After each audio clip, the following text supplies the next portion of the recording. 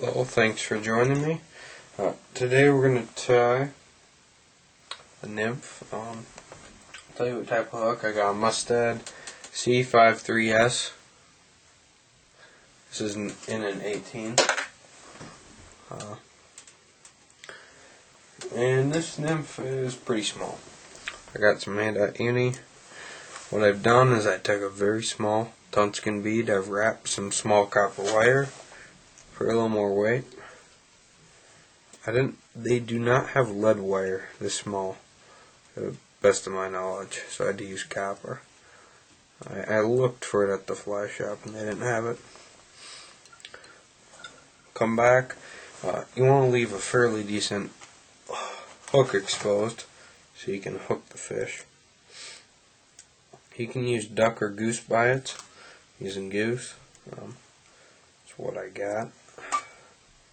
That's what I have. You do not want a real deep brown. You want a light brown. Just getting these tips situated. You can see it's a light brown. You now want these tails very long.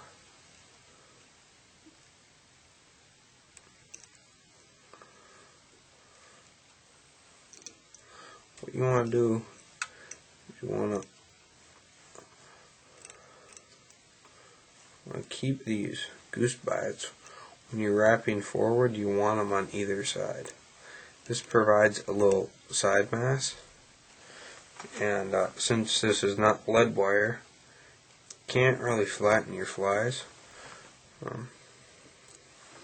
Just trim those. Okay. I got some thin skin. You can use your favorite color. This is just a mottled and oak. It'll take on the color of the dubbing.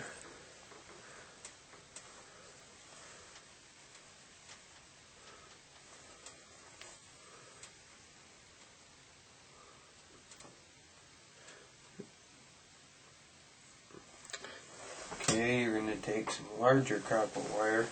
What you used for your rib. I used a extra small for the body, using a small copper wire for this rib. I'm just going to tie that in fairly good. I have some very deep olive dubbing. It's just a good old rabbit right here.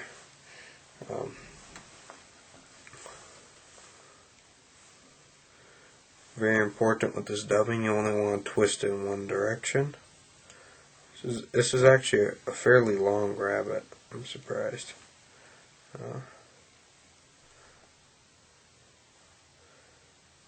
I think this is actually a hare's ear rabbit dyed in olive, if I'm not mistaken.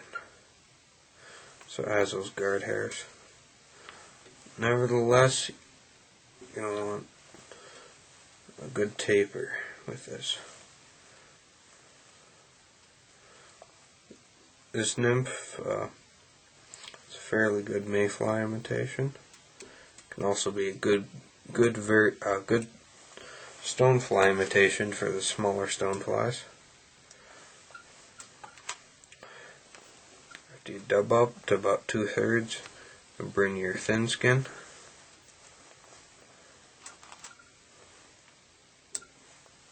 You can see there my little mistake. You take the dubbing all the way back, but oh well. I'm just going to cover that up with a little copper wire. It doesn't look too bad. I don't make mistakes like that. You never know, that little copper wire I added at the butt for the tag could become, new recipe. I'm looking for my nail clippers. If you try to pull this wire, you probably bend the hook, because this is a pretty thin nymph hook, pretty small too. And take some thin skin. So take your thin skin, take pearl tinsel, tie your thin skin in first. And what you want to do, you want to take this thin skin, you want to create sort of a arrow point or triangle. Just tie that in. Come right here, tie that in.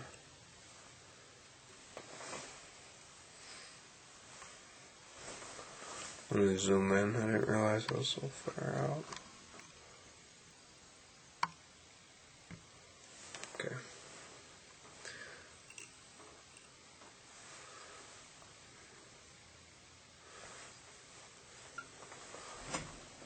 Black dubbin. I like to use Arctic Fox, just because of those guard hairs right there. So what I'm going to do is after I apply the dubbin, you want to really twist this pretty tight. A nice tight thorax. In this Arctic Fox, it's hard to get it really tight. But you can do it, and you want to taper your thorax. You want it bigger at the end than it is at the front.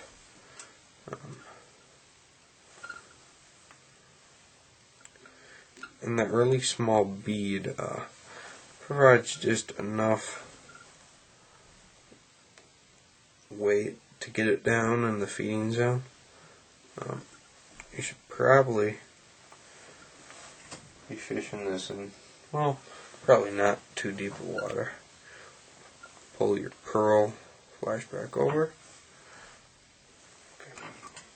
I'm going to trim that before you trim the thin skin. On these small flies, you got to do that. Or these small nymphs.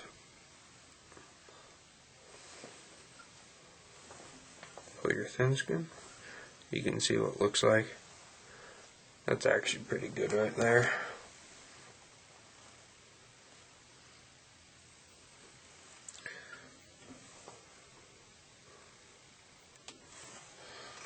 Okay, a few more ramps just to secure that. Now on this small of a nymph, I don't put legs on them. You know, you're talking about a size 18 nymph. This is pretty small.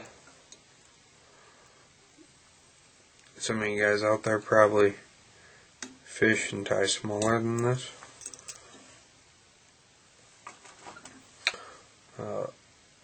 That's not me. I'm not much of a nymph fisherman anyways. If you got any guard hairs, pull them out. Take a little Velcro. Brush this out. Yeah, it's good.